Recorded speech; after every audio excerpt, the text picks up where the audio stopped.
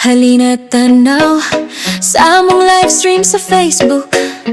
Bawat municipality o barangay kami moduko.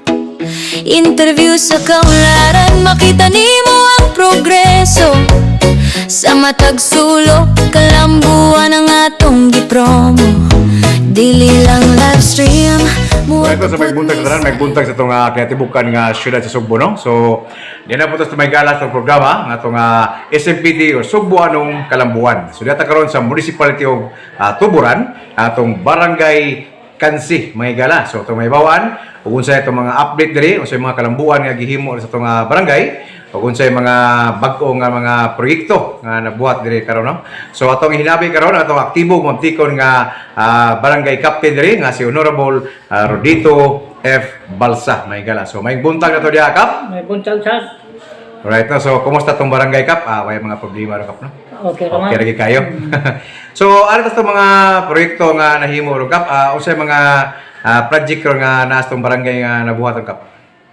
Multipurpose o health center. Multipurpose, oh. So, kani nga multipurpose na to, Kap, unsa may 20% ni sa itong barangay atong 20%.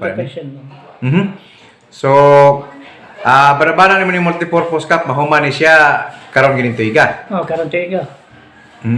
Ang karing usa mo health center. Ang health center po na to, Kap, karon mahuman sa niron. Human, madungan ng duha. Kaling duha.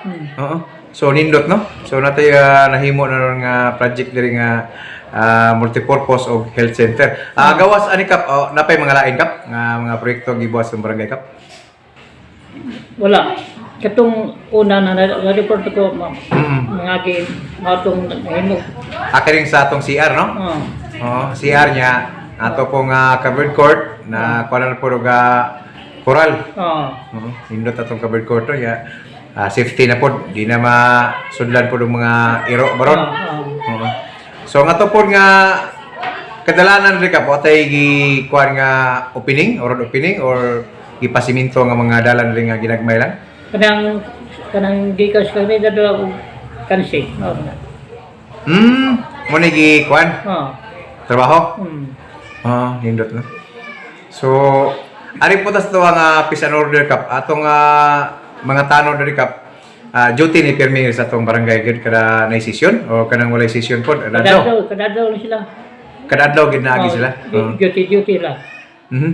So ang atong eskwelahan doon na po yung mga tanod po nga Doon na gyapon. tangsad. So nindot na. Yang atong patubig diri, Kap, kumusta to patubig diri sa barangay? Kanay problema kay lisod yung tubig. Mo gikuwang pa, no? Atong tubig po diri. So asa na mangitag tubig in case og magkuha og tubig atong mga Na kaigsunan? may tubod diri nga gamay, dagan dito sa Bakyawan. So mo na magkuha lang ato niya. Ilan na lang ako. Mo karon sa motor, no? Ikargas motor, no? So karon nga gawas ani do ka project na to, Kap, wala may mga plano nga lain nga mga proyekto nga buhaton nun, Kap? Doon na among plano nga kining barangay road among konkreton. So i-concrete ning barangay road ato diri. Plano lang. Plano pa. So ini kuman aning kuana multipurpose sa atong health center. Po na sad na. Kana na say sunod na po nga project na to, no? Oo. So ang atong barangay road kani sa Pikas. Pikas. So sa Pikas mo ni National niyo. katong market road. Mo ni siya agion gingato para mag simintohon ron.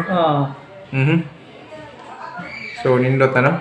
So ang kaning atong kuan, Kap, padung sa Lanao wala pa ni siya kuan na. Taman sa sitio Matuwang. Ang siminto diha. Ang konkreton. Konkreto, no?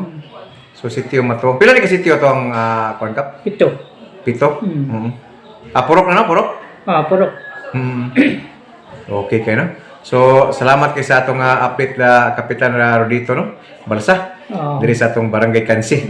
Okay. So, alam sa atong SMPT may gala o SMPT Sugbo Anong Kalambuan, kining ubos nga lagad, Kuya Chris, manamilit og magaingon. Ang lawas ang ay kapingan kay mo kanigasa sa kitasan. God bless and keep safe, everyone.